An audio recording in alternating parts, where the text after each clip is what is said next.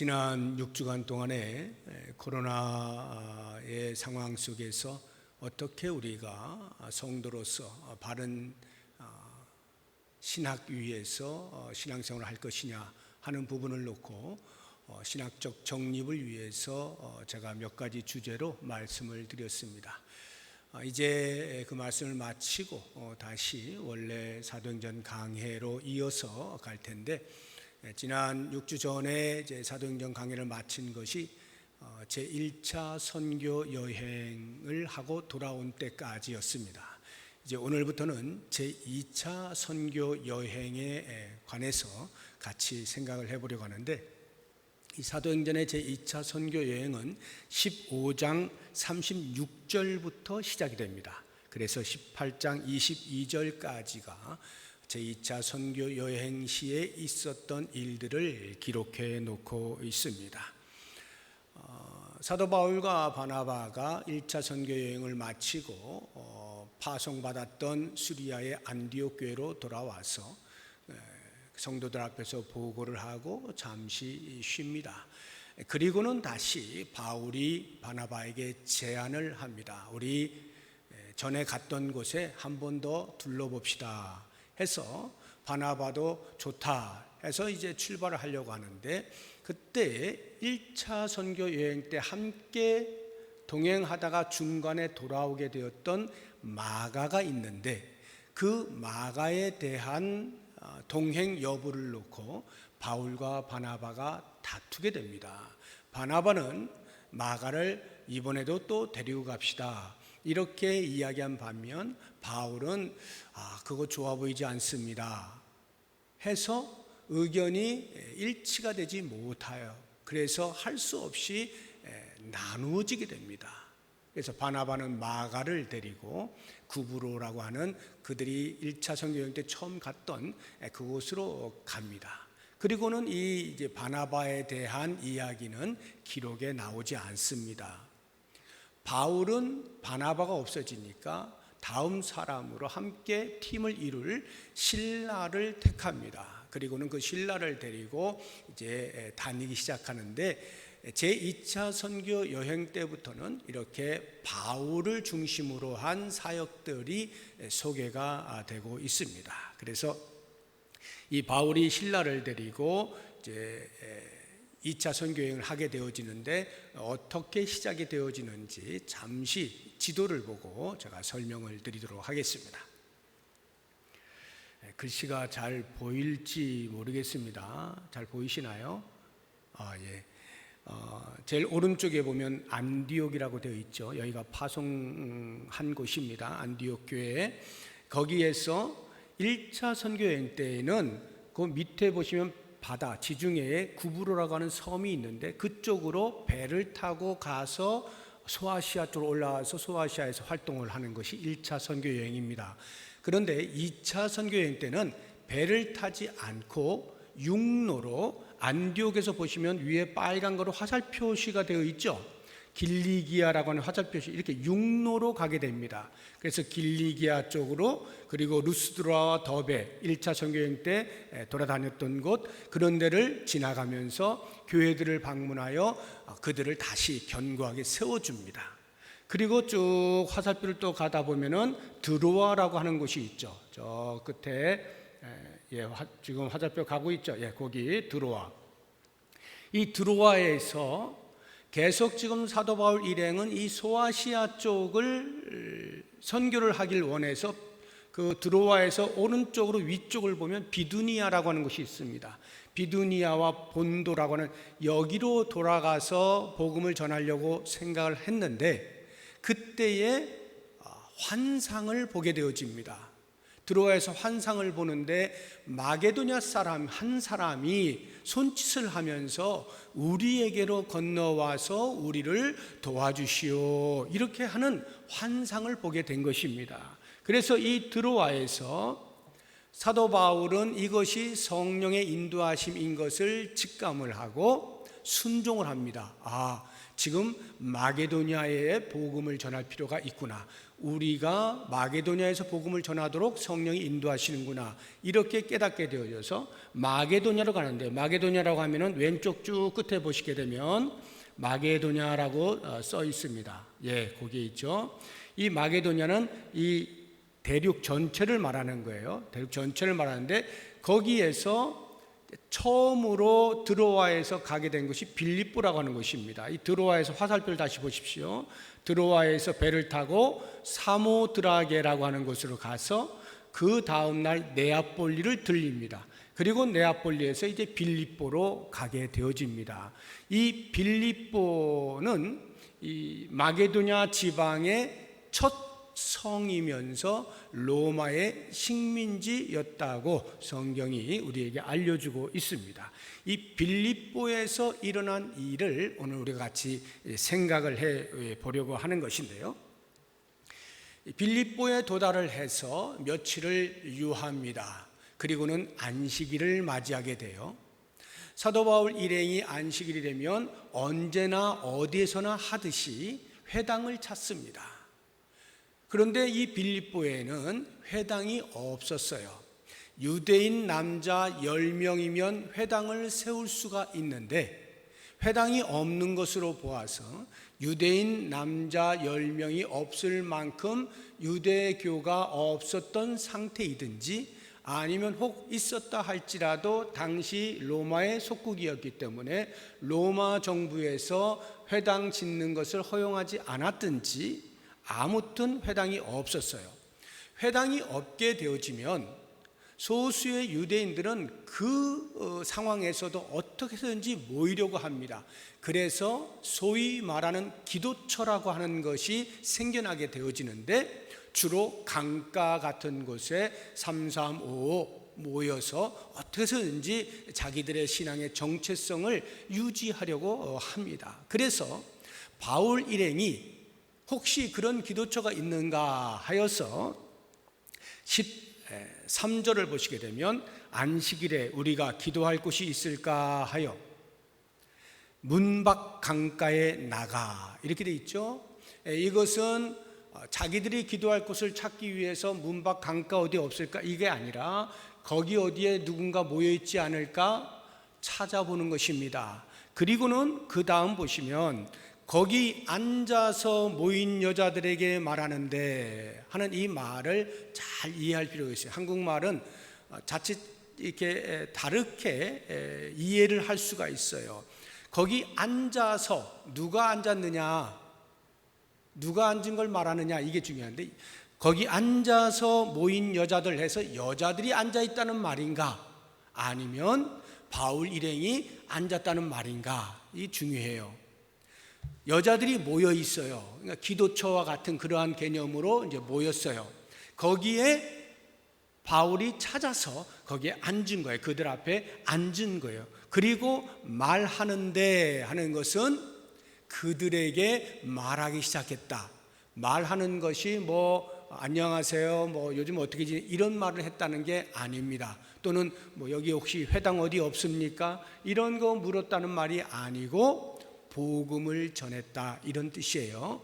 원어를 보면 금방 이게 나타나는데 이제 한국말로는 조금 어려움이 있어요. 사도 바울이 강가에 가서 모여있는 여인들 앞에 앉아 그들에게 복음을 전하였다. 이것이 이제 13절의 해석입니다. 그렇게 이제 해서 그 모여있는 몇몇의 여자들 가운데 한 명의 이름이 소개가 되고 있는데 루디아입니다. 그래서 오늘은 저와 함께 루디아에 대해서 한번 살펴보고 도전을 받았으면 좋겠다 해서 제가 루디아를 이제 여러분들에게 말씀을 드리도록 하겠습니다. 루디아는 어떤 여자인가? 14절에 보면 이렇게 소개가 되고 있습니다. 두아디라 시에 있는 사람. 지금 이 여인이 있는 곳은 빌립보 성이죠. 빌립보에 있어요. 그런데 두아디라 시라, 이 말은 그녀의 출신지가 거기다, 이 말이에요. 고향이 거기다. 두아디라라고 하면 소아시아에 있는 조그마한 도시입니다. 우리가 흔히 소아시아 7교회 하고 소개할 때 두아디라 교회가 있잖아요. 거기에도 이제 그 교회가 있었던 거죠. 바로 거기에 출신이에요. 그러니까 예를 들어서 디아스포라 유대인들이 이제 흩어져서 그 두아디라에 살면서 자녀들을 낳을 거 아니겠어요. 그러면서 거기서 태어난 사람이든지 아니면 원래 이방인인데 거기에서 유대교를 만나게 되어지면서 개종을 한 사람인지 아무튼 두아디라 출신의 유대교인이었습니다. 두 번째를 보시게 되면 자색 옷감 장사라고 소개를 하고 있습니다. 자색 옷감 장사, 자색 염료로 옷을 만들어서 파는 사람이다, 이런 말이죠. 이 두아디라 시에서의 특산품이라고 할 수 있습니다. 염료가 생산이 많이 되어지는데 특별히 이 자색이 많이 나옵니다. 이 자색 옷감은 아무나 입는 게 아니라 굉장히 비싸기 때문에 주로 왕궁에 있는 사람들, 고관 대작들 또는 돈이 아주 많은 부자들, 이런 사람들이 주 고객이에요. 그 말의 의미는 그만큼 돈벌이도 잘 된다는 뜻이겠죠. 그래서 빌립보라고 하는 곳에 와서 그것을 팔고 또 두아디라에 가서 그것을 가져오고 하는, 왔다 갔다 하는 오늘날의 무역업을 하는 사람입니다. 그러니까 쉽게 이야기하면 무역회사 여사장이라고 이해를 하시면 되겠어요. 세 번째 보면 14절에 하나님을 섬기는 루디아, 이렇게 소개를 하고 있어요. 이미 말씀을 드린 것처럼 개종을 했든지 아니면 디아스포라 유대인이든지 하나님을 섬기는, 하나님을 경외하는 그러한 여자라고 하는 것을 알 수가 있습니다. 우리가 왜 오늘 루디아를 보려고 하느냐? 가치가 있기 때문에 그래요. 루디아의 이 기록들을 우리가 보면서 도전받을 만한 가치가 있기 때문인데, 어떤 가치냐? 우선 복음이 예루살렘에서부터 시작해서 유대와 사마리아와 이제 땅끝까지 나가도록 이제 예수님이 명령하신 것인데, 그 땅끝까지 가는 과정 속에서 이 루디아는 적어도 대륙으로 볼 때에 소아시아에서 유럽이라고 하는 대륙으로 넘어가게 되어지는 아주 중요한 기점에 유럽 최초의 회심자라고 볼 수 있어요. 그런 면에서 굉장히 중요한 여자이죠. 그것뿐만이 아니라 오늘 제가 여러분과 함께 생각을 해보려고 하는 것은 기독교의 구원, 기독교가 말하고 있는 구원은 과연 어떤 것이냐 하는 기독교의 구원에 대한 이해를 돕는 일에 이 루디아 사건이 너무나 중요한 위치를 차지하고 있어요. 그런 면에서 제가 한번 루디아를 상세히 살펴보고, 내가 알고 있는 우리 기독교의 구원은 무엇인가, 예를 들어 누군가에게 알려주고자 할 때 내가 이해하지 못한 채 알려줄 수가 없잖아요. 그런 면에서 오늘 이 말씀을 잘 들으시면 좋을 것 같아요. 기독교의 구원은 제가 종종 말씀을 드리듯이 한 가지로 설명할 수 없는 아주 다양한 스펙트럼이 있다. 그것을 구원의 서정이라고 할 때, 구원의 서정이란 구원의 순서를 말합니다. 이 순서는 논리적으로 볼 때의 시간의 순서입니다. 논리적으로 볼 때 제가 9가지를 말씀을 드리는데, 그 9가지가 시간의 흐름을 따라서 되어지는데 그것은 논리적으로 그래요. 다시 말하면 어떤 것은 동시에 일어나기도 하고 어떤 것은 알지도 못하는 상태에 일어나기도 하고 하는 일들이 있기 때문에 제가 논리적으로 그러한 순서다라고 말씀을 드리는 거예요. 그 첫 번째가 소명입니다. 부르심. 그 다음에 중생, 거듭남이에요. 그리고 회심이 일어나고 믿음이 생깁니다. 그리고는 칭의를 얻게 되어지고 하나님의 양자됨, 그 다음에 성화, 성도의 견인, 그리고 마지막 9번째가 영화. 이렇게 9가지 단계로 나아가게 됩니다. 그래서 부르심으로부터 시작해서 주 예수 그리스도에 다시 오시는 그날, 주님을 만나는 그날, 새하늘과 새 땅에서 만나게 되는 그날, 우리의 구원이 영화, 완성 단계에 이르는 이 모든 과정이 이 땅에서 쭉 시간을 따라서 흘러가면서 이루어지고 있는 것입니다. 거기에서 제가 늘 말씀드리는 것처럼 9가지를 다 여러분들이 외우시거나 이해하시기가 어려우니까 3가지는 꼭 기억하라 해서 칭의, 성화, 영화, 이 3가지를 말씀을 자주 드리잖아요. 오늘은 이 구원의 서정 가운데 첫 번째 해당되는 부르심, 소명, 이 부분에 대해서 한번 말씀을 드리려고 해요. 우리가 칭의를 이해할 때에 소명에 대한 이해가 함께 있어야만 칭의가 무엇인지를 알 수 있기 때문에 오늘 말씀을 잘 들어보시기 바랍니다. 이 부르심, 소명은 영어로는 calling이라고 합니다. 그래서 calling이라는 말을 종종 쓰죠. 하나님의 부르심. 이 부르심에는 2가지 종류의 부르심이 있어요. 하나는 외적 부르심이라 하고 또 다른 하나는 내적 부르심이라 해요. 이 외적 부르심과 내적 부르심에 대한 이해를 잘 해야 되는데, 먼저 외적 부르심, 밖으로부터의 부르심, 이 부분을 이제 알 필요가 있는데 14절을 보시게 되면 두아디라시에 있는 자색옷감 장사로서 하나님을 섬기는 루디아라 하는 한 여자가 말을 듣고 있을 때에 말을 듣고 있을 때 사도 바울이 말을 하는데 그것을 루디아라 하는 여인이 듣고 있는 것입니다.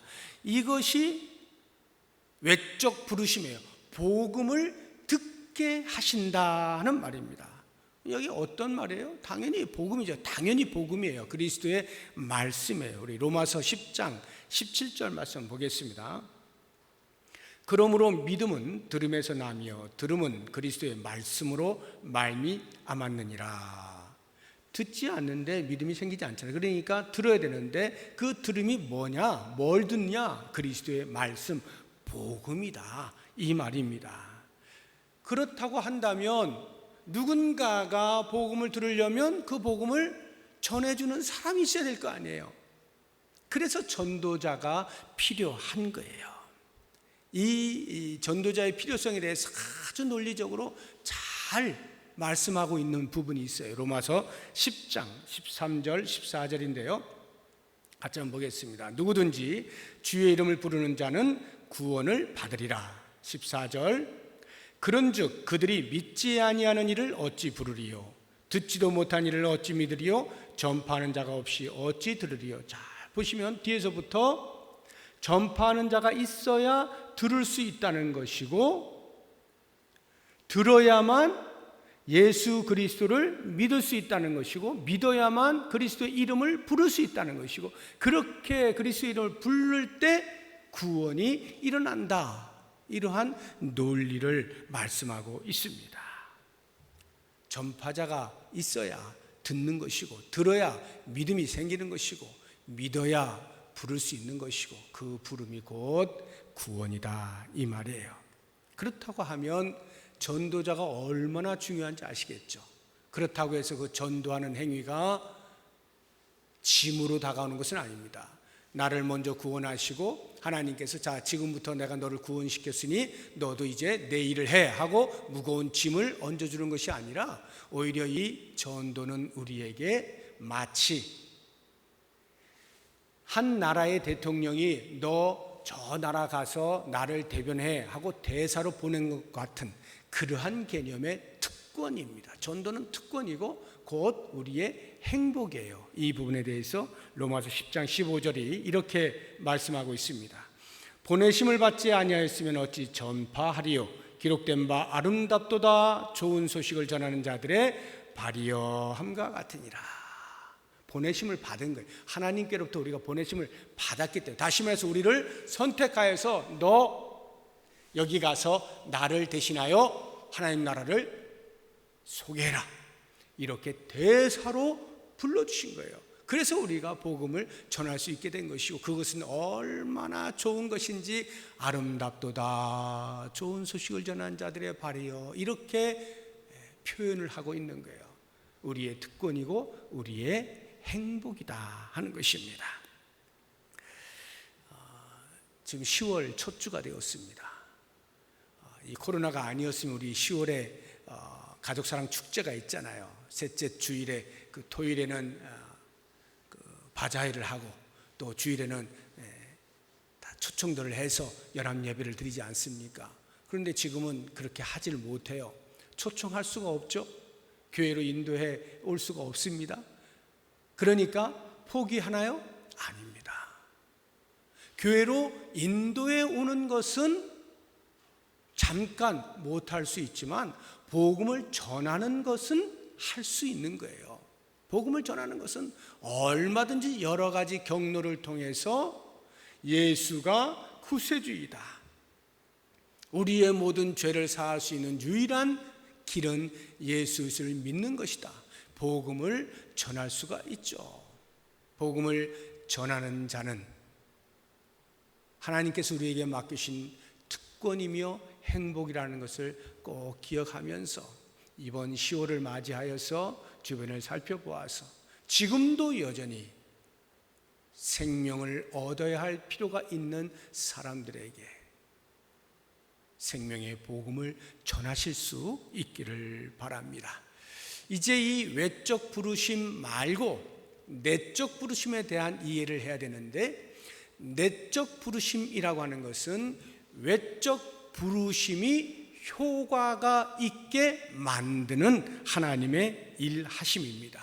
다시 14절을 보시게 되면, 두아디라시에 있는 자색옷감 장사로서 하나님을 섬기는 루디아라는 한 여자가 말을 듣고 있을 때, 여기까지는 외적 부르심이에요. 그 다음, 주께서 그 마음을 열어 바울의 말을 따르게 하신지라. 주께서 그 마음을 열어 바울의 말을 따르게 하신지라. 이것이 바로 내적 부르심이에요. 다시 말하면 복음을 들은 자가 그 복음에 바르게 반응할 수 있도록 하나님께서 미리 그 마음을 만져 놓으시는 것, 이것을 가리켜서 내적 부르심이라 합니다. 왜 이 내적 부르심이 필요할까요?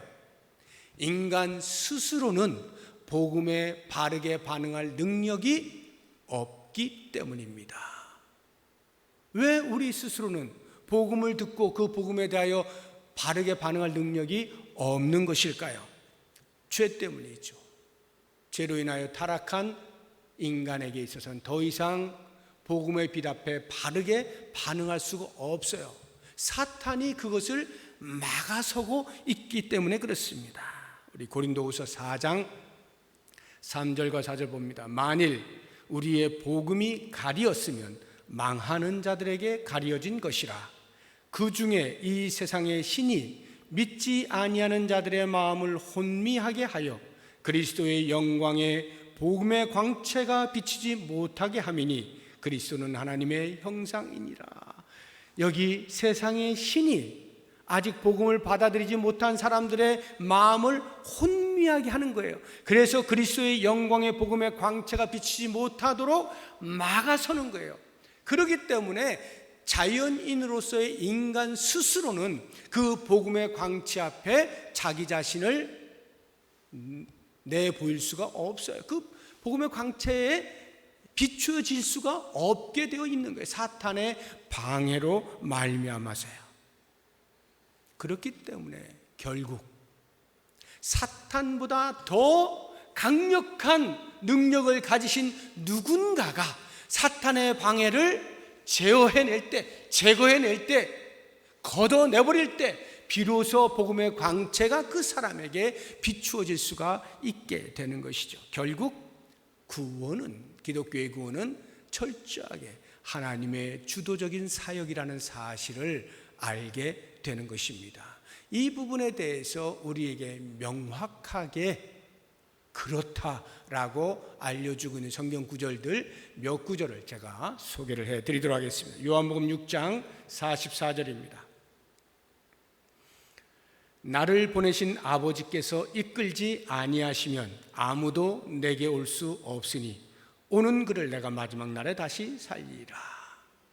아버지께서, 이거 지금 예수님께서 하신 말씀이에요. 아버지께서, 하나님 아버지께서 나에게로 이끌지 아니하시면 어느 누구도 나에게 올 수가 없다. 전적인 하나님의 인도하심, 내적 부르심을 이야기하고 있는 거예요. 6장 65절 보겠습니다. 또 이르시되 그러므로 전에 너희에게 말하기를, 아까 말씀하신 그 내용이에요. 내 아버지께서 오게 하여 주지 아니하시면 누구든지 내게 올 수 없다 하였노라 하시니라. 우리 사도행전 13장 48절 보겠습니다. 이방인들이 듣고 기뻐하여 하나님의 말씀을 찬송하며 영생을 주시기로 작정된 자는 다 믿더라. 영생을 주시기로 작정, 누가요? 하나님께서. 그런 사람들이 믿게 되어진다 말씀하고 있는 것입니다.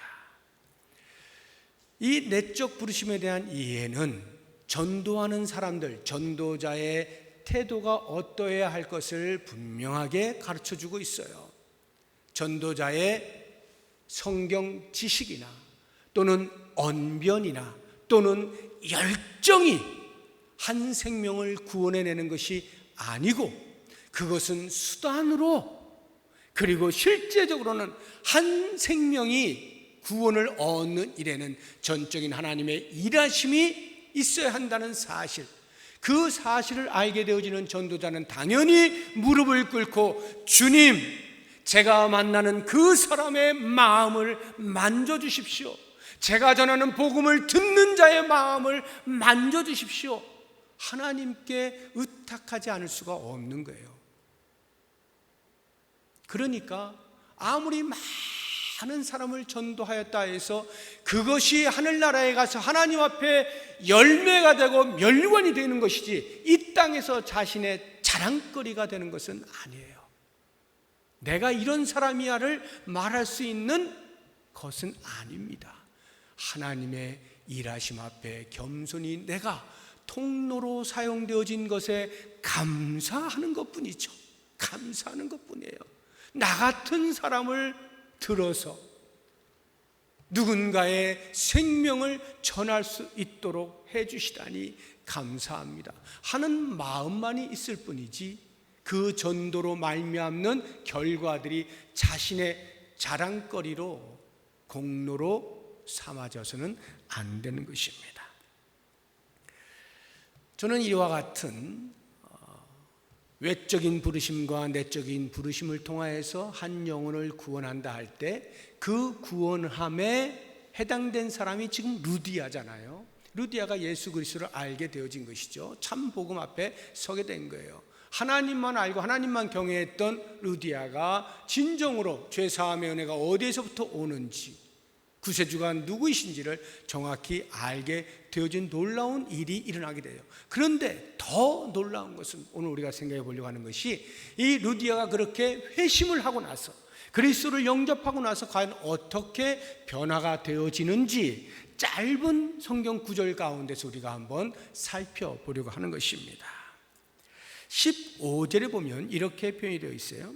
그와 그 집이 다 세례를 받고. 루디아 이 여인이 세례를 받습니다.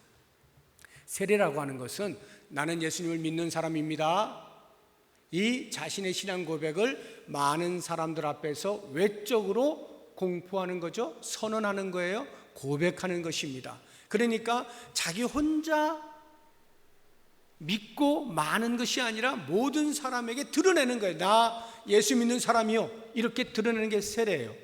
루디아가 복음을 듣고 나 이제 예수 따라가는 사람입니다, 많은 사람에게 당당하게 드러냈다 이 말이에요. 뿐만 아니라 그 집 모든 사람들도 다 세례를 받게 합니다. 그 집 하면은 당연히 가족들, 그리고 그 집에서 함께 일하는 식솔들 누가 되었든지 다 해당되는 거예요.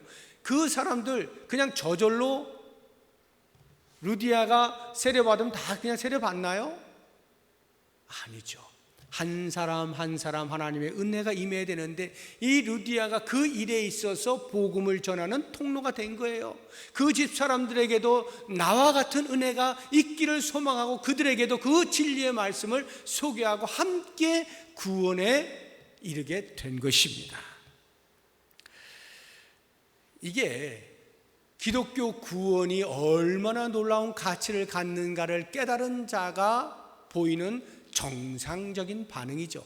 내가 믿는 예수가 어떠한 분인지를 깨닫게 되어질 때 나 혼자 마치 내 주머니에 다이아몬드 혼자 두고 좋다 이게 아니라는 것이죠.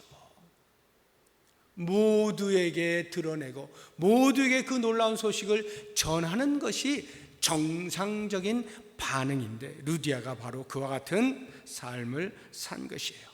뿐만 아니라 그 다음을 보시면 15절에 우리에게 청하여 이르되 만일 나를 주 믿는 자로 알거든 내 집에 들어와 유하라 하고 강권하여 머물게 하니라.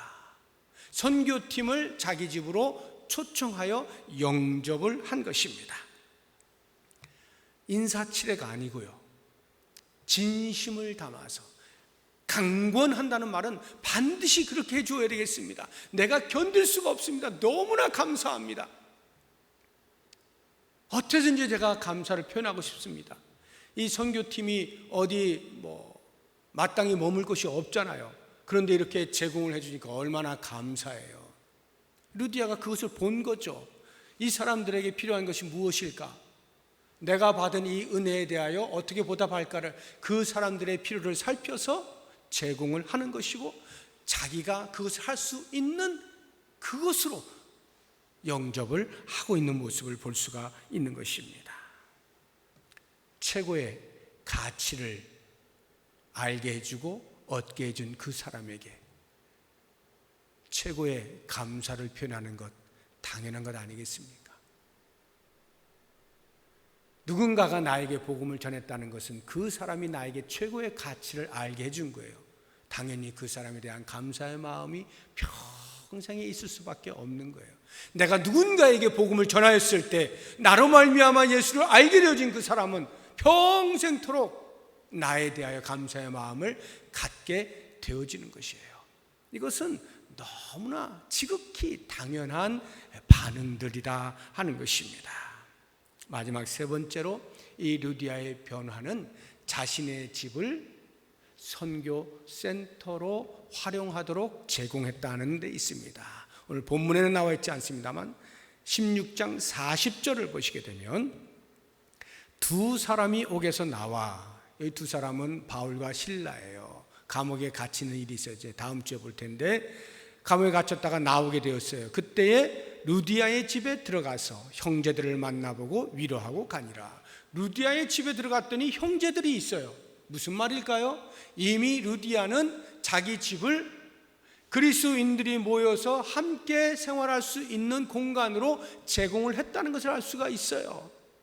그래서 어느 누구나 이견 없이 이 루디아의 집에서부터 시작하여서 빌립보 교회가 탄생했다라고 이야기를 하고 있어요. 빌립보 교회, 빌립보서를 보면은 빌립보 교회가 나오고 있잖아요. 그 빌립보 교회가 사도 바울이 선교를 할 때에 물심양면으로 가장 많이 후원한 교회예요. 이 빌립보 교회의 탄생이 루디아라고 하는 이 여인의 자기 헌신, 자기의 집을 선교센터로 활용할 수 있도록 제공한 여기에서부터 출발하였고, 그 빌립보 교회가 유럽 전체의 복음화의 첫 출발지였다는 사실을 생각해 볼 때 이 루디아의 모습이 얼마나 아름다운 것인지, 얼마나 귀한 것인지 짐작을 해볼 수가 있는 것입니다. 말씀 우리가 한번 종합해 보죠. 기독교의 구원은요, 어둠의 세력 가운데 있다가 생명의 나라, 하나님의 아들의 나라로 옮겨지는 것이 기독교의 구원이에요. 그리고 그것으로 끝나지 아니하고, 그래서 하나님의 나라로 옮겨지게 된 그 사람의 삶의, 이 땅에서의 삶의 목적과 내용과 질이 변화되어지는 거예요.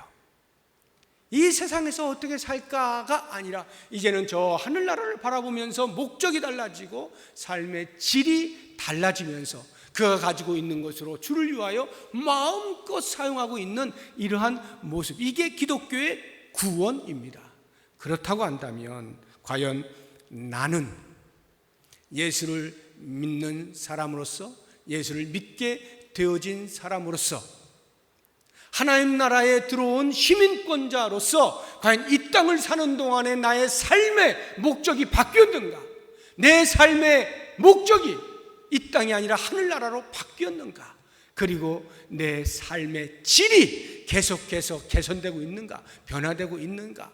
하는 부분을 살펴봐야 되는 거예요. 그냥 예수 믿어 천국 가게 되어진 이 사실 하나에 안주하여서 내 신앙 급급하게 사는 것이 아니라 그 신앙답게 걸맞게 삶이 바뀌어지는 것, 이것을 우리가 꼭 기억을 해야 되고요.